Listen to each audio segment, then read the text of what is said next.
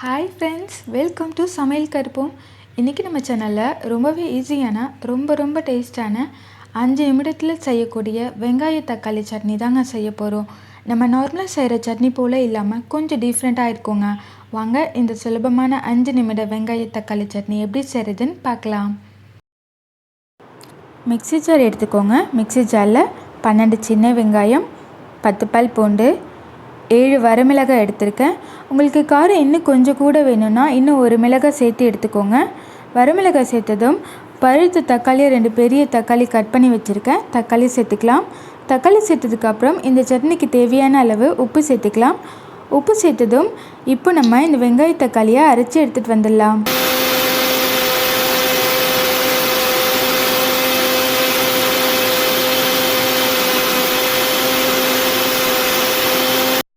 பாருங்கள், நம்ம நல்லா அரைச்சி எடுத்துகிட்டு வந்தாச்சு.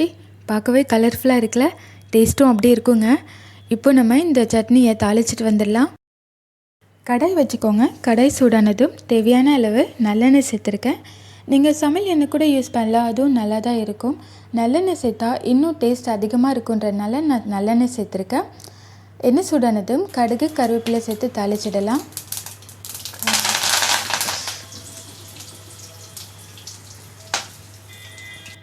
இப்போ நம்ம அரைச்சி வச்சோம்ல வெங்காய தக்காளி, அதையும் சேர்த்துடலாம். சேர்த்துட்டு எண்ணெயிலேயே நல்லா வதங்க வைக்கலாங்க. இந்த சட்னியோட டேஸ்ட்டே வதங்குறதுல தாங்க இருக்குது. நல்லா வதங்க வைக்கலாம். இந்த சட்னி இட்லி தோசை கூட சாப்பிட ரொம்பவே டேஸ்ட்டாக இருக்குங்க. இந்த சட்னி உங்கள் வீட்டில் செஞ்சிங்கன்னா இட்லி தட்டில் வைக்கிறதும் தெரியாது, நீங்கள் சாப்பிட்றதும் தெரியாது, அவ்வளோ டேஸ்ட்டாக இருக்குங்க. இப்போ நல்லா வதங்கட்டும். இந்த சட்னிக்கு நம்ம தண்ணி எதுவும் சேர்க்க தேவையில்லைங்க. நம்ம மிக்ஸி அரைச்சோம்ல, அதில் கொஞ்சமாக தண்ணி சேர்த்து அந்த தண்ணி மட்டும் சேர்த்துக்கிட்டால் போதும். இப்போ தண்ணி சேர்த்துடலாம். சேர்த்துட்டு வெங்காய தக்காளியோட பச்சை வாசனையில் போகிற வரைக்கும் மிதமான தீயில் 5 நிமிஷம் வரைக்கும் நல்லா வதங்க வைக்கலாம். வதங்கட்டும். நம்ம ஊற்றின எண்ணெயெலாம் நல்லா பிரிஞ்சு வரணுங்க, அது வரைக்கும் நல்லா வதங்கட்டுங்க.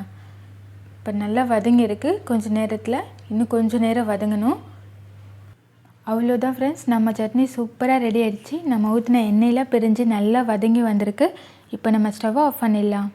ரொம்பவே ஈஸியான இந்த சட்னியை நீங்களும் வீட்டில் கண்டிப்பாக ட்ரை பண்ணி பாருங்கள். ட்ரை பண்ணி பார்த்துட்டு எப்படி இருக்குன்னு கமெண்ட்ஸில் சொல்லுங்கள் ஃப்ரெண்ட்ஸ். உங்களுக்கு இந்த வீடியோ பிடிச்சிருந்தா உங்கள் ஃப்ரெண்ட்ஸ் அண்ட் ஃபேமிலி கூட ஷேர் பண்ணிவிட்டு நம்ம சேனலை மறக்காமல் சப்ஸ்கிரைப் பண்ணுங்கள். Thank you friends.